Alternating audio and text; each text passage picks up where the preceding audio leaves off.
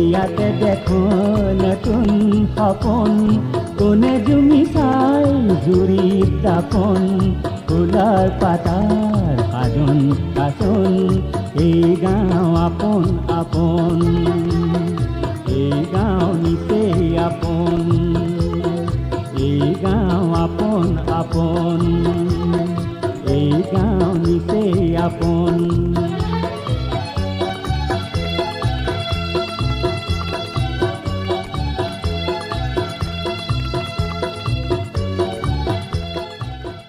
আমাৰ এই অনুষ্ঠানটি কেনে পাইছে আমাক জনাবলৈ নাপাহৰিব।